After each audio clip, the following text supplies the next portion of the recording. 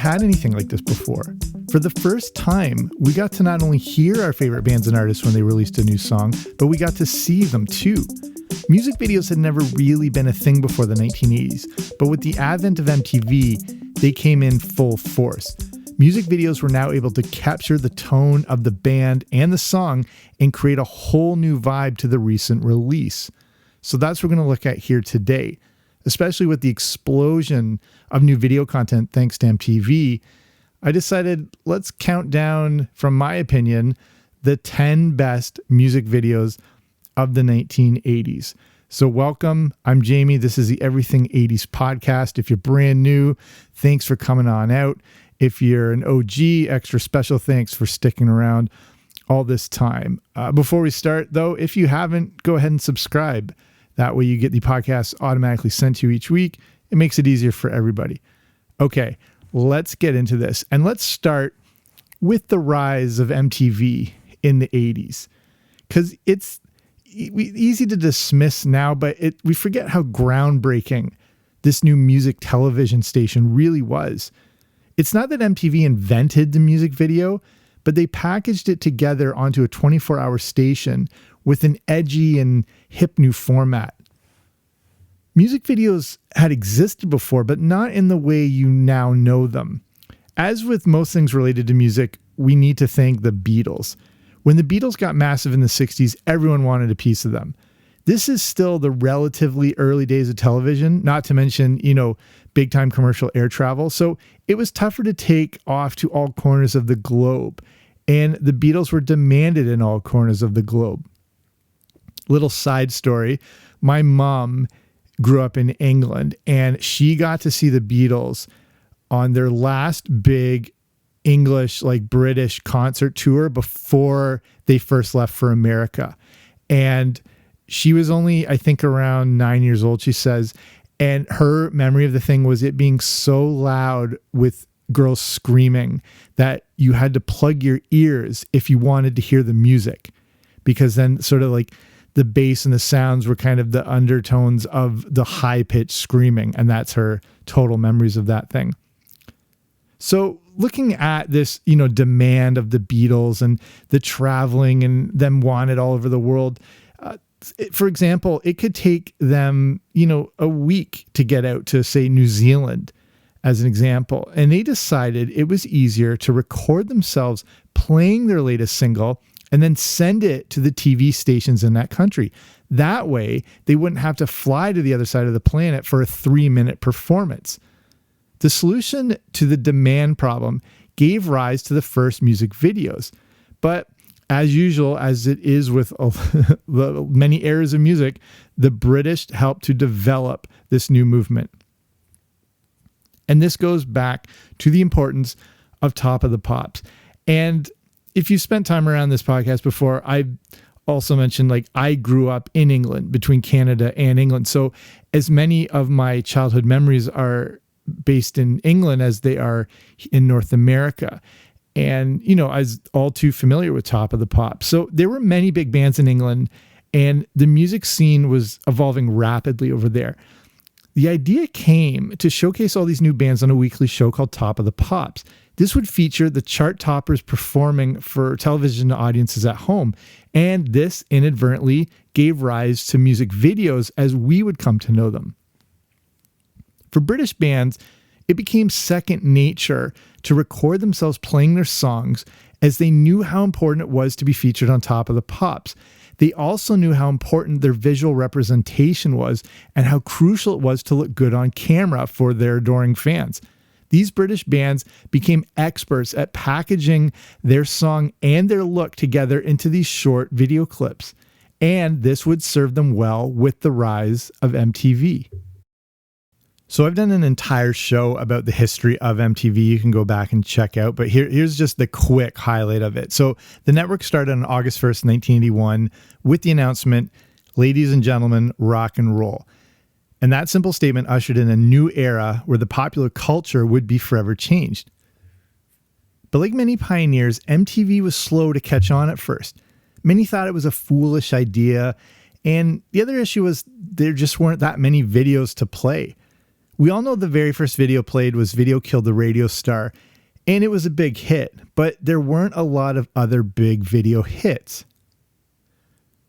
MTV was forced to fill a lot of the airtime with footage from NASA, which led to the famous moon logo and the Moon Man Awards that they give out to this day. But eventually, MTV became a staple of pop culture, and some of the biggest acts to make use of it were those British bands like Duran Duran, Depeche Mode, even Billy Idol. They were so used to making music videos because of Top of the Pops back home that creating new content for MTV was second nature. And this led to a second British invasion in the 1980s. A lot of other American bands had trouble with this new concept, and it quickly pushed them to the side. But since the 80s were an exciting time for this new way to consume music, this is what I had to look at. What were the 10 best? These lists are impossible to make, but I decided to try and go through it and to look back on a lot of the stuff between the song, the presentation of the video, how it looked, sort of the movement and feeling it created. I had to take into all these things into consideration. So obviously from my perspective, these are what I think are the top 10 music videos of the 80s. I got a bonus one to start. So technically number 11, Money for Nothing by Dire Straits. So just because this was kind of bizarre at the time, like what was this? This was graphics made by a computer in a music video. How is this possible? Consider our minds blown. Again, it looks extremely primitive by today's standards, but was pretty groundbreaking at the time. It's a great visual experience for an equally great song. And the opening guitar riff is one of the most famous in music history. And I think the accompanying visual did it justice. And maybe it was done even better by Weird Al Yankovic when he did the Beverly Hillbillies version of Dire Straits. Okay, here's the official top 10. Number 10, Addicted to Love, Robert Palmer. I don't know why this video always strikes me as the single ladies Beyonce version of the 1980s. It's again one of those videos that for my criteria has to have that iconic imagery and have been either referenced or duplicated many times. And this video has that. Palmer is the classic frontman backed by the all-female band. It's simple, but the fashion models really helped cement it as, a top video when it came out in 1986. The idea with the video was to have the models look like mannequins. One of the models from the video says that she got pretty tipsy after a lot of wine, was on really high heels, and fell forward, smacking Palmer in the back of the head with her guitar, causing him to smash his face onto the microphone. Number 9, Faith by George Michael. Similar to Addicted to Love, Faith was, again, very simple and iconic looking. Again, that black and white imagery and definitive imagery that has been a great reflection of that decade. And to further cement it in the history of classic music videos, you may also picture Weird Al recreating this video. And that's honestly a badge of honor for anything to do with music and music videos. If Weird Al created it, it was an iconic video.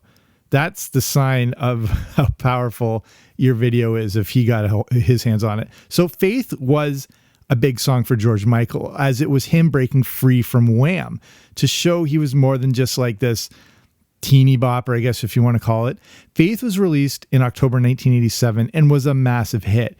It is certified diamond, meaning it sold at least 10 million copies.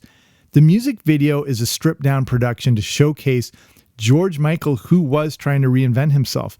And it ended up being one of the best videos of the 80s. That's why I put it at number 9. Okay, number 8, Material Girl, Madonna.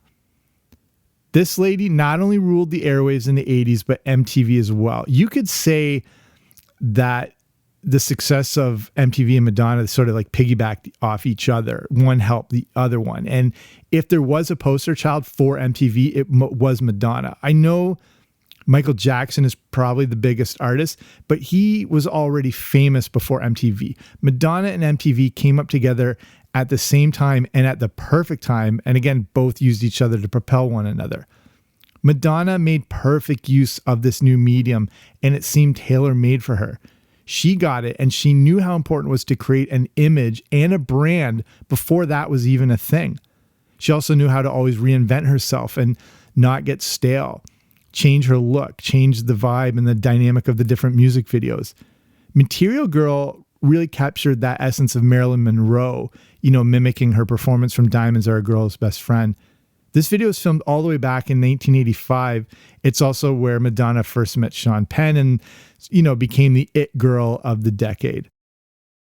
At number 7, I've got Physical by Olivia Newton-John. If you didn't grow up in the 80s, it's hard to emphasize how massive this song was. It spent a crazy 10 weeks at number 1. The music video on MTV was also able to capture the essence of the song. Today it looks, like a fitness infomercial, but this was the time when the growth of fitness and aerobics were booming in the economy. So it made sense to, capture that.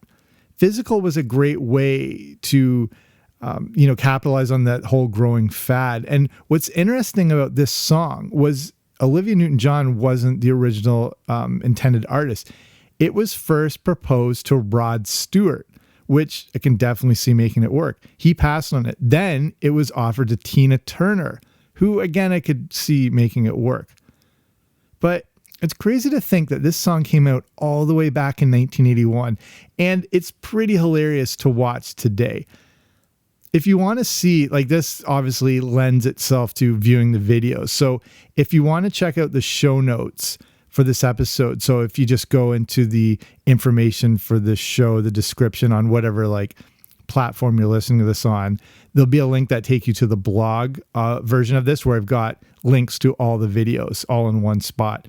But, you obviously look up each one if you want to check them out. Physical is hilarious to watch again. But despite that, it was a massively popular song and music video. It won the Grammy Award for Best Music Video of 1983 when that was still a thing. Okay, we've got our first repeat here. It's Madonna again. This is number 6. I've got Like a Prayer. And this is important for a few reasons, because this, was arguably the video that started the era of music video controversy. If it didn't, technically start it, it really helped get the ball rolling. And that's why I think it's worthy of a place at number 6. This video, from my perspective, when I was a kid, this video seemed like sacrilege to me. It was completely forbidden. No one should be allowed to watch it. It was like they'd put The Exorcist into a music video, something like that. Looking back now, it's relatively tame, but especially compared to what exists out there now. But if you were growing up at the time, you remember how big this thing was. You remember what a big deal it was. Like a Prayer, though, it paved the way for artists to express themselves however they wanted, I believe. And I think it really gave people an eye-opening new perspective that whoa, we can do stuff like this and we'll actually get attention for it, and it'll lead to more album sales, which it did for Madonna.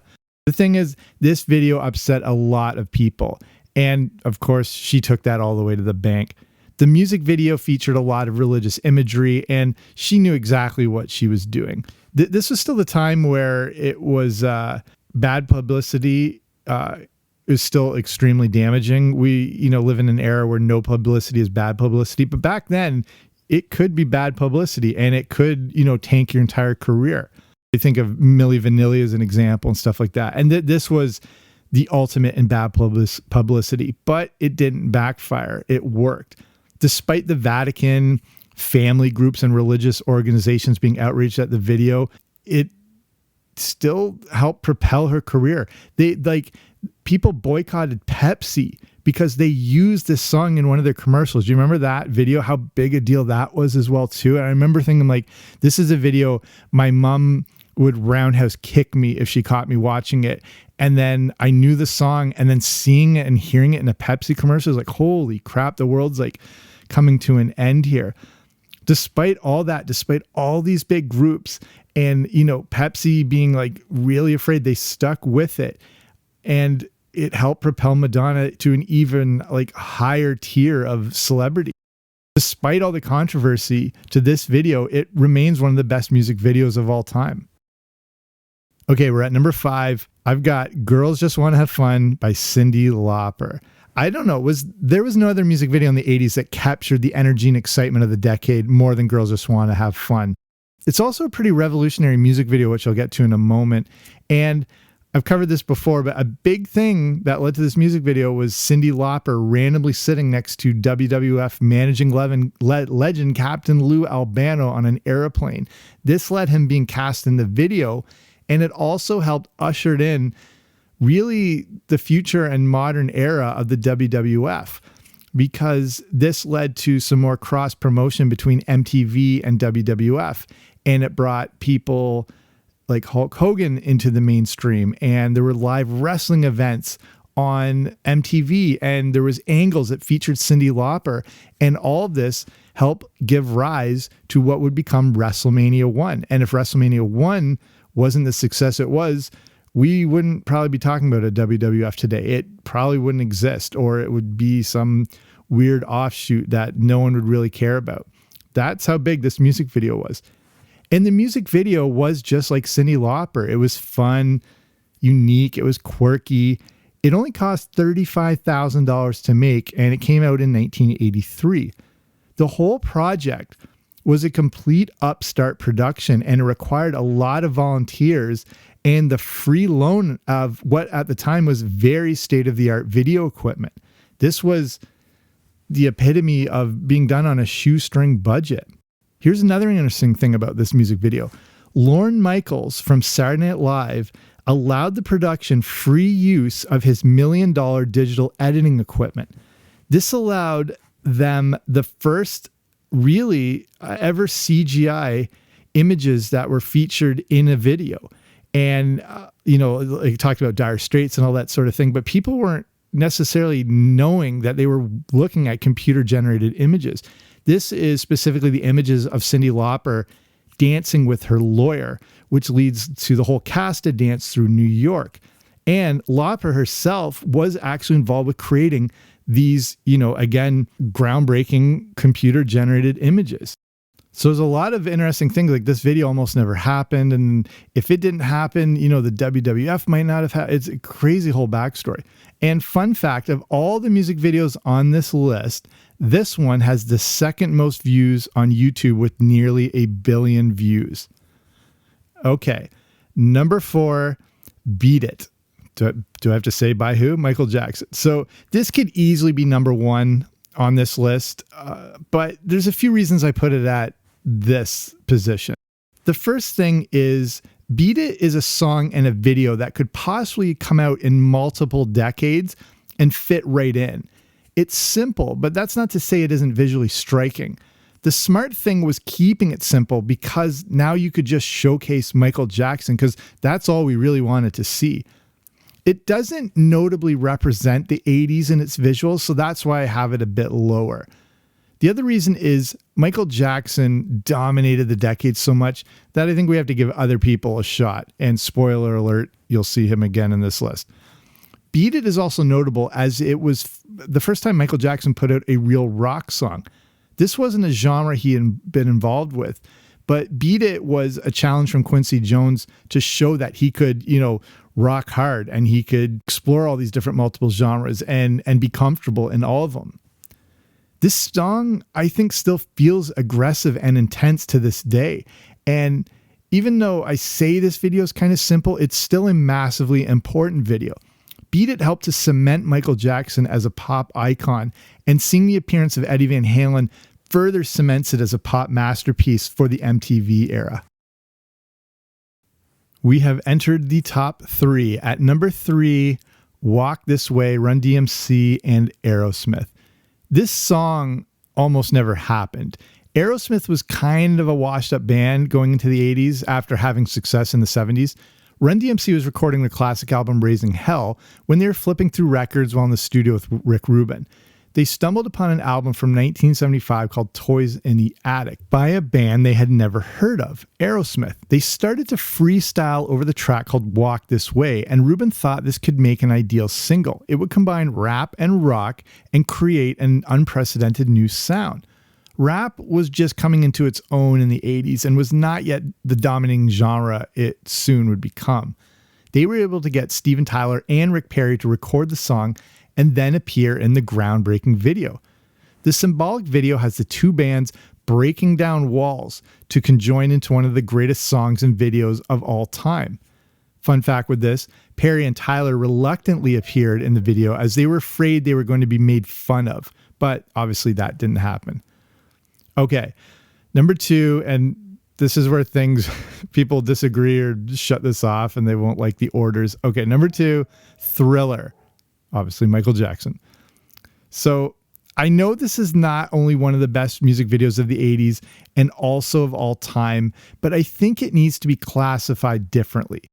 Thriller is more of a short film or an expanded music video concept. So for that reason, I don't put it at number 1.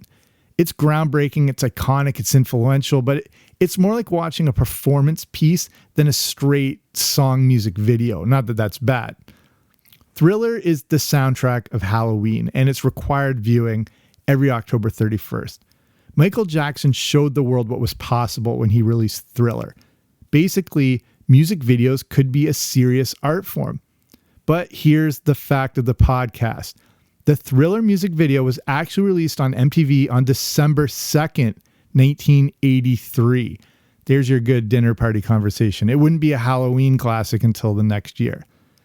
I know a lot is said of Michael Jackson now, and that can be problematic, but just if you can separate the art and the artists and all that, it's just, if you have not seen this video in a while, it's mind-boggling how incredibly talented he was and how influential he was and how influential on decades further music and artists and genres and people just trying to recreate a little bit of it. And Thriller, watch the long form video. It's just unbelievable.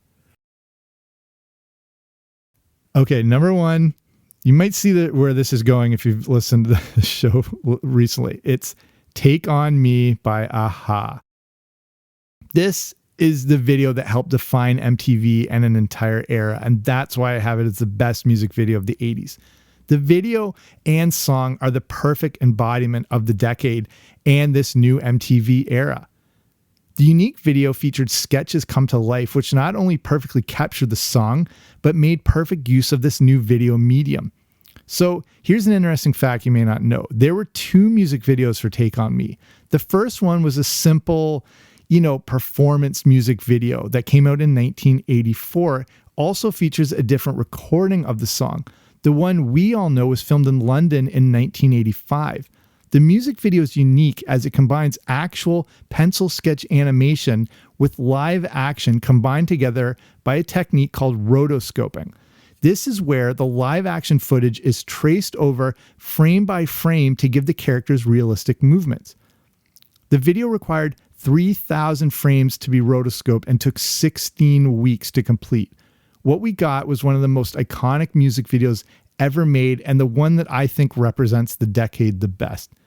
This video has the most views on YouTube of this entire list, even more than Michael Jackson. It is at over 1.2 billion at this time. Take On Me then is my number 1 video from the 1980s. So I'll start winding it down here. I think most people would agree with this list, but maybe the order you might have it a bit different. You might bump some things around. There might be some you didn't include at all, but these are, for those various reasons, I think I've slotted them in at a, pretty good ratio. So I wanted to finish with the patron of the week. This is over at patreon.com, which is the way to support the show, which I'll talk about in a sec, but I wanted to feature some of the top level Patreons and with little bios about them, just some, asking them their favorite things, just so you get an idea of the things that other people who are listening to the show like, and, things you may have in common, or just, just to share some of those personal favorites. So this week, Patron of the week is Aaron, and I was just asking some of his favorites. So his favorite movie, this one's mind-blowing. It's a movie called Night Shift. And I was vaguely aware of this thing, but not as aware as I should have been, and was able to track it down and watch it. So this movie came out, this is 82, I think. This is Ron Howard's very first movie. It stars a very young Michael Keaton. Actually, everyone's very young in this. It stars Henry Winkler when he still looked like the Fonz. It stars Shelley Long just before Cheers was going to debut. This movie came out a few months before Cheers started. It has a young Kevin Costner in it. You can barely recognize him. A 8-year-old Shannon Doherty. The music is made by Burt Bacharach, of all people. It's set in New York, and it's set in 1982 New York, when the city was an absolute cesspool. And just seeing what Times Square was like at the time, and I'm fascinated with New York City at that point. If you go back, I did an interview with a guy named Greg Young, who's host of the Bowery Boys podcast, which is a huge podcast and award-winning podcast that's about New York City history. And I had him on for an interview to talk about New York City in the 80s, because it's just a fascinating story. So if you go back in the archives, you can check that out.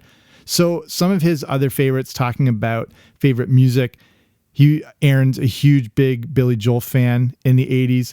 Favorite cartoon was The Smurfs, obvious classic. And favorite TV show, he loved between Knight Rider and Different Strokes. So 2 amazing choices right there. So thank you to Aaron. And Patreon is, like I said, it's a way to support small independent shows like this for as little as a few bucks a month. But the difference here is you get different audio rewards for supporting the show. And there's a few different tier levels. So like I said, at the top tier level, you get, these features and shout outs on the show. And then I've got the middle tier level called the Boba Fett level. That gives you access to the Everything 80s Movie Club, where I review the good, the bad, and the ugly of 80s movies. I should do a night shift one. It's amazing to look back into. But if you want to see more and all the different stuff available, I also released the show on Patreon before it gets released, worldwide everywhere else. You can go to patreon.com/80s, so patreon.com/80s, or again, wherever you're listening, there should be a link that'll take you right there, just if you want to learn more. But that's it for me. Thank you for listening. Hope you enjoyed this show. I will be back soon with a new episode. Don't you dare miss it.